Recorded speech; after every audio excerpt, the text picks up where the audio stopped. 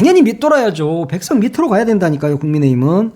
그래야 나라가 바로 섭니다. 진짜 정권 심판론이라는 게 뭡니까? 말로만 정권 심판이 아니라 가서 직접 투표를 하고 국민의힘은 절대 찍지 않는 것이 바로 정권 심판인 겁니다. 그래서 나라를 바로 세워야죠. 자, 이제 사전투표가 시작이 되면서 민주당 이재명 대표도 오늘 사전투표를 했습니다. 입틀막 카이스트 학생 생각나시죠? R&D 예산 뭐 바로 잡아주십시오 라고 하니까 윤석열의 졸개들이 바로 입을 틀어막고 드러냈던 카이스트, 그 카이스트 학생들과 함께 대전에서 투표를 했습니다. 그러면서 국민이 승리할 수 있도록 이제 행동할 때다, 이런 이야기를 했습니다. 예, 이제는 행동을 할 때죠. 오늘 내일 투표 반드시 하셔야 됩니다. 한동훈 위원장도 신촌에 가서 했네. 신촌. 신촌이 좋아요. 저도 신촌에서 좀 산 적이 있습니다. 근데 여기서도 자꾸 무슨 뭐 범죄자 이야기만 해. 이 사람은 아무리 검사 출신이라고 이 세상 모든 사람들이 다 자기 눈에는 범죄자로 보이는 거야. 그러니까는 뭔 범죄자와의 뭐 전쟁이다 있다 이야기를 하는데, 지금 범죄자는 이 사람아 자기 당이 생각 잘 찾아봐. 그게 엄청 많던데. 왜 그 자기는 생각을 않고 남 범죄 이야기만 자꾸 하는지. 그러니까 불공정하다고 하는 거야. 그래서 당신 당이 얼마나 지금 죽을 쓰고 있어. 그 수치를 봐봅시다. 이제 여론조사 공표는 이제 금지가 됐어요. 뭐 금지 되나 마나 뭐 다 알고 있는 일인데, 근데 지금까지 나온 여론조사 이걸 머니투데이가 좀 분석을 해봤더라고요. 가중 평균을 해보니까 더불어민주당과 조국혁신당 평균 지지율 합계가 45.2%. 와. 국민의힘은 기껏 36.3%입니다. 우리 국민들 현명합니다. 범야권으로 딱 넓히니까 49.6%가 됩니다. 그러면 어떻게 돼요? 국민의힘은 30% 초반으로 꼬그라졌다, 이렇게 볼 수 있습니다. 비례대표 의석수를 계산을 해보니까 이거 막 가중 평균을 해본 결과예요. 더불어민주연합이 9석에서 10석, 국민의미래가 14석에서 16석, 조국혁신당이 13석에서 14석 정도 얻는 것으로 보이는데, 보니까 조국혁신당은 15석 이상을 얻을 수 있을 것 같아요. 그리고 민주당과 뭐 등등등이 합사 좀 이렇게 잘해서 원내 정당으로 원내 교섭단체로 조국정당까지 넣어야 하지 않을까, 이런 생각이 듭니다. 지금 여권 입장에서도 지난 2020년에 있었던 선거 103석, 국민의힘이 103석 얻었거든요. 근데 거기보다 더 밑돌 것이다, 이런 이야기를 많이 하고 있더라고요. 당연히 밑돌아야죠. 백성 밑으로 가야 된다니까요, 국민의힘은. 그래야 나라가 바로 섭니다. 진짜 정권 심판론이라는 게 뭡니까? 말로만 정권 심판이 아니라 가서 직접 투표를 하고 국민의힘은 절대 찍지 않는 것이 바로 정권 심판인 겁니다. 그래서 나라를 바로 세워야죠.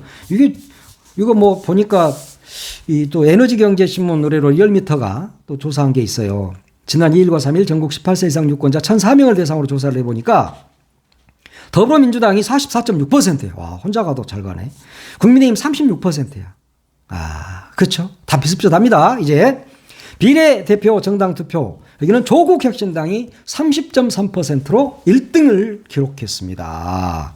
네, 이렇게 되면 이제 4월 10일 이후에 구도가 보이죠? 이렇게 되면 이제 우리나라가 희망이 있어지는 겁니다.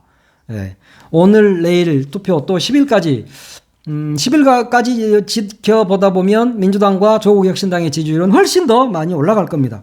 조국혁신당은 지난주 조사에 비해서 올랐거든요. 한 1% 가까이 0.8%포인트 올랐어요. 그러면 이게 계속된다고 그러면 앞으로도 한 3% 정도 더 올라가지 않을까? 이러면 15명 이상을 얻을 수도 있다. 곧 조국혁신당이. 그래서 괄목할 만한 성과를 이룰 것이다. 저는 그렇게 봅니다. 더불어민주연합도 많이 얻어야죠. 그래서 민주당과 또 그 더불어민주연합 같은 경우는 아무래도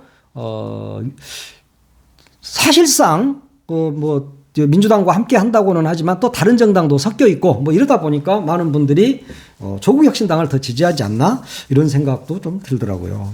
하여튼 이 조국혁신당이 만들어지면서 한동훈이가 계산했던 이재명 대 한동훈 프레임은 깨져버렸잖아요. 그리고 이제는 이재명은 우뚝 서 있고 조국 대표와 한동훈 위원장의 구도로 지금 가고 있습니다. 그러니까 한동훈 위원장은 마음이 급해. 그리고 무서워. 조국 대표가 너무 무서운 거야. 그러니까 날마다 깽깽깽깽 징징징징 하면서 조국만 막 저격을 하고 있습니다. 조국 대표한테 이렇게 말했어. 자기 이름으로 당을 만든 자체가 나르시시즘 아닌가? 그랬습니다. 이 사람이 한자를 몰라. 한자를. 젊은 세대라 한자를 모른가 봐.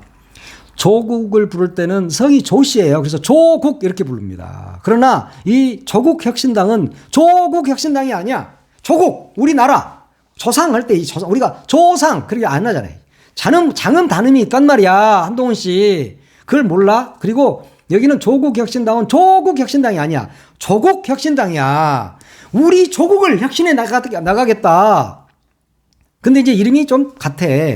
한글로 쓰면 같단 말이야. 한문으로 쓰면 틀려. 근데 이걸 자꾸 자기 이름으로 당을 만들었다고 이야기하면 너의 무식함을 폭로하고 있는 것이다. 내가 이렇게 들려주고 싶구나. 그리고 지지율이 올라갔다고 기고만장하고 있다. 라고 했어요. 선거에서는 지지율이 깡패야, 이 사람아.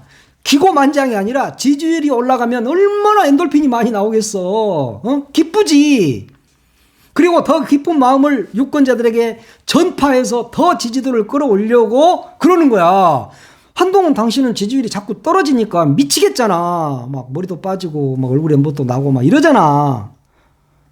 고민인 거야. 그러니까 당신은 기고만장할 수가 없지. 그리고 이게 기고만장을 한 게 아니에요.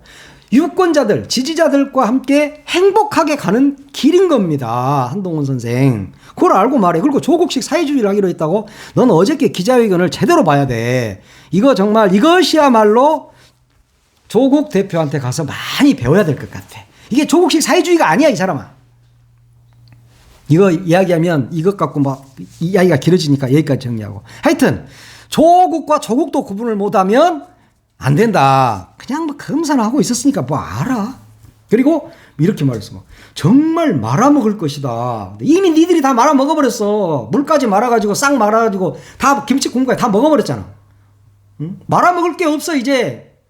세울 것밖에 없단 말이야. 이 나라를 반듯하게 세울 것밖에 없어. 누가? 이재명과 조국이. 너희들은 빠져 이제.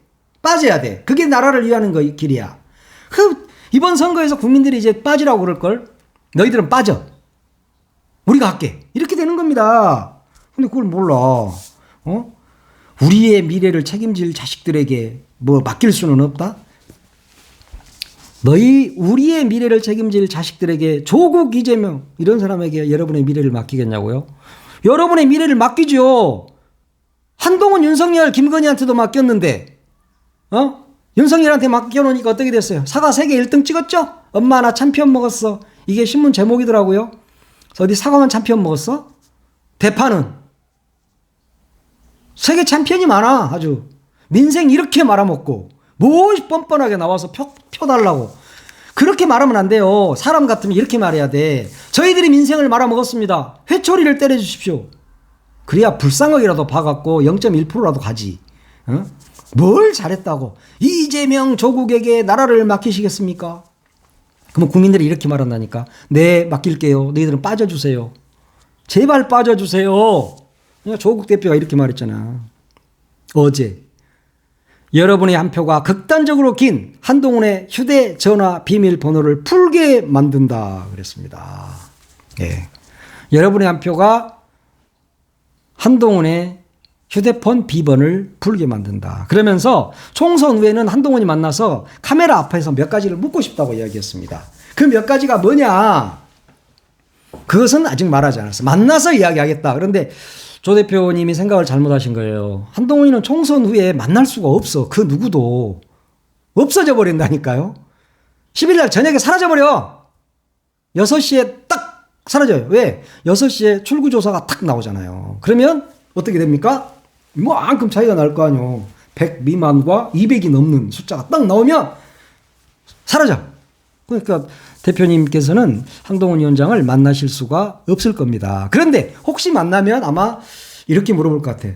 당신 그 휴대폰 24자리 플러스 알파 그래서 한 27자리쯤 된다는데 그 비번 풀 생각은 없습니까?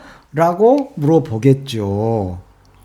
그리고 두 번째, 손준성과 그 나눴던 사진 20몇 장 그거 지웠던데 그 사진은 무슨 사진이에요?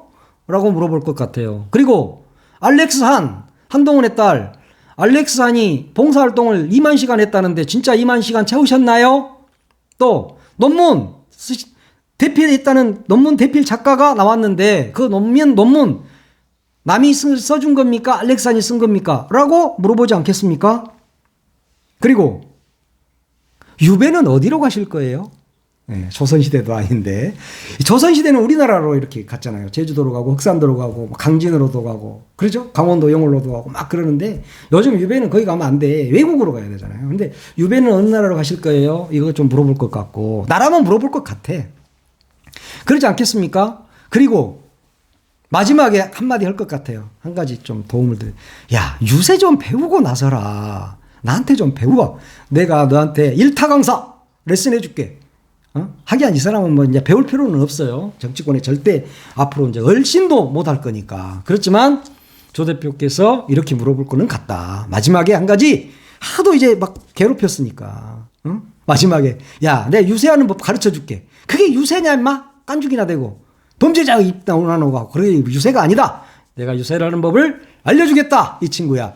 이러지 않을까요? 네, 그럴 것 같습니다. 아, 내가 오늘 사전투표를 좀 하고 왔더니 아주 행복해서 좀 길게 이런저런 이야기들을 좀 했습니다. 여러분도 사전투표 반드시 하시기 바랍니다.